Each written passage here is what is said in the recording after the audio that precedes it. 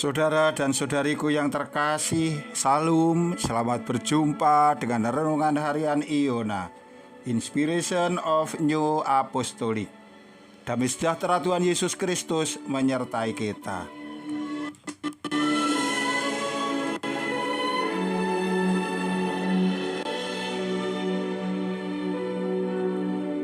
Kita akan membaca firman Tuhan yang tertulis di dalam Injil Yohanes Pasal 11 ayat 15. Aku tidak hadir pada waktu itu, sebab demikian lebih baik bagimu, supaya kamu dapat belajar percaya.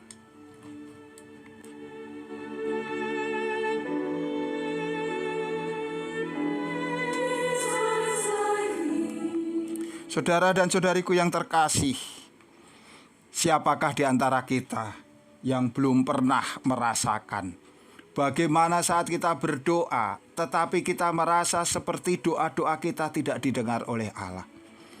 Kita seringkali mengalami bahwa kita telah berdoa dengan bersungguh-sungguh, bahwa kita telah memohon-mohon ke hadapan Allah, tetapi Allah seolah-olah tidak mempedulikan kita. Bahkan Allah mengulur-ulur waktu untuk menjawab doa-doa kita. Bagaimana sikap kita menghadapi hal yang demikian? Apakah kita kemudian jengkel kepada Allah? Apakah kemudian kita berkurang pengandalan kita kepada Allah? Ataukah kita tetap percaya bahwa Allah tetaplah Allah yang maha mendengar, bahwa Allah tetaplah Allah yang peduli, Allah yang tidak mungkin mengabaikan umatnya, dan kita tetap memiliki pengharapan yang utuh, yang sempurna kepada Dia? Mari kita belajar tentang hal ini kepada keluarga Betania, Maria, Marta, dan Lazarus.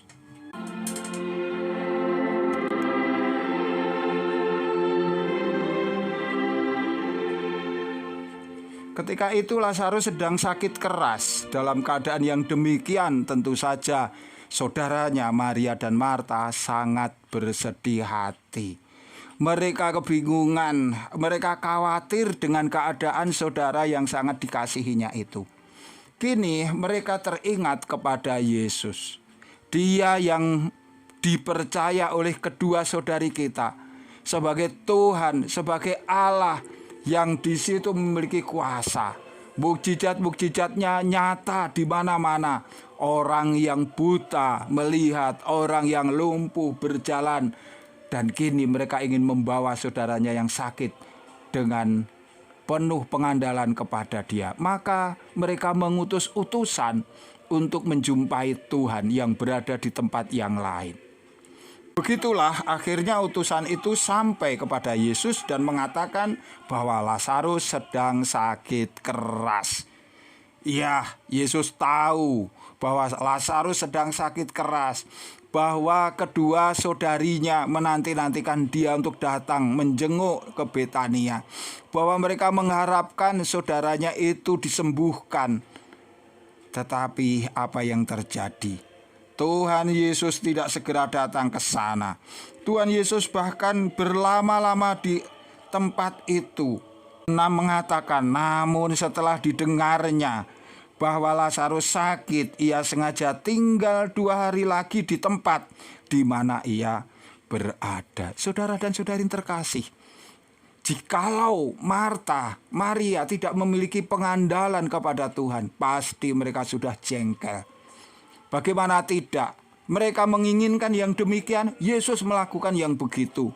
Mereka menginginkan Tuhan segera datang ke Betani. Tuhan Yesus bahkan berlama-lama mengulur-ulur waktu dan tidak segera menjenguk mereka. Bisa saja kalau mereka tidak memiliki kepercayaan, mereka akan bersungut-sungut dan kemudian menyalahkan Tuhan. Tetapi tidak demikian. Kedua saudari kita luar biasa pengandalannya kepada Tuhan. Maka setelah beberapa saat lamanya, barulah Tuhan Yesus kemudian datang ke Betania. Saat itu Tuhan sudah tahu bahwa Lazarus sudah mati. Nas kita mengatakan, aku tidak hadir pada waktu itu, sebab demikian lebih baik bagimu, supaya kamu dapat belajar percaya. Maka Tuhan memiliki maksud yang lebih besar daripada sekedar menyembuhkan Lazarus dari sakitnya.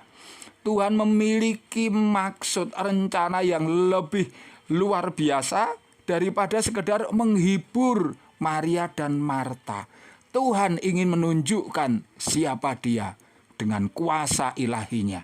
Dan lihatlah apa yang dikatakan Marta kepada Yesus. Sama sekali tidak ada kejengkelan, tidak ada kata-kata yang kemudian menyalah-nyalahkan Tuhan. Bahkan dia menunjukkan sebuah pengandalan yang luar biasa dengan mengatakan, Tuhan, sekiranya Engkau ada di sini, saudaraku pasti tidak mati. Itu juga diungkapkan oleh saudarinya Maria. Pengandalan ini luar biasa. Di tengah mungkin kekecewaan, mungkin kekesalan, mungkin ketidaktahuan, mereka tetap mengandalkan Allah. Dan akhir dari kisah ini menjadi jelas. Yesus membangkitkan Lazarus setelah 4 hari ia dikuburkan. Dan menyatakan kuasa ilahinya. Akulah kebangkitan dan hidup. Barang siapa percaya kepadaku, ia akan hidup walaupun sudah mati. Kini orang dapat melihat Maria dan Marta memohon kepada Tuhan untuk apa? Sekedar menghibur mereka. Mereka hanya meminta agar Tuhan jikalau berkenan menyembuhkan saudaranya yang sedang sakit. Tetapi Tuhan memberikan pengabulan doa yang jauh melebihi dari apa yang mereka bayangkan. Mereka dapat mendapati saudaranya bangkit dari kematian, tetapi juga dapat menyaksikan kebesaran kemuliaan Tuhan dengan kuasanya, sehingga mereka dapat dikuatkan imannya.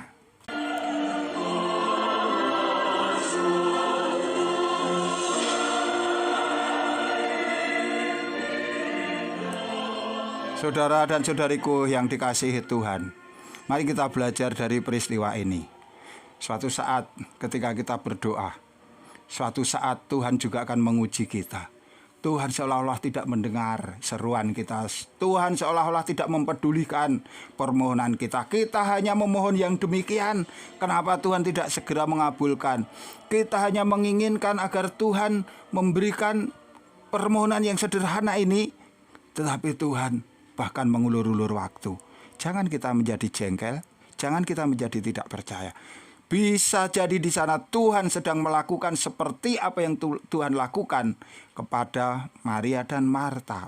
Tuhan mengabulkan permohonan dengan cara yang luar biasa, melebihi dari apa yang mereka pikirkan, melebihi dari apa yang mereka mohonkan. Dan yang terpenting, Tuhan bukan hanya mengabulkan keinginan-keinginan jasmani kita, tetapi Tuhan juga memberikan pengajaran sebagai penguat iman kita, memberikan kepada kita pengalaman kepercayaan yang berharga, yang jauh lebih bermakna dari sekedar sembuh dari sakit, daripada sekedar kita dihibur dari kesusahan, tetapi dibukakan mata kita bahwa ada kebangkitan setelah kematian di dalam Tuhan Yesus Kristus. Tetaplah tekun dengan doa-doamu. Jangan engkau menggerutu, jangan engkau menyerah. Apapun yang Tuhan lakukan, Tuhan tidak pernah mengabaikan doa-doa orang percaya, orang-orang yang mengandalkan Dia. Ia punya cara sendiri untuk memberikan pengabulan-pengabulan doa yang bahkan melampaui apa yang kita mohonkan. Tuhan memberkati. Sampai jumpa. Amin.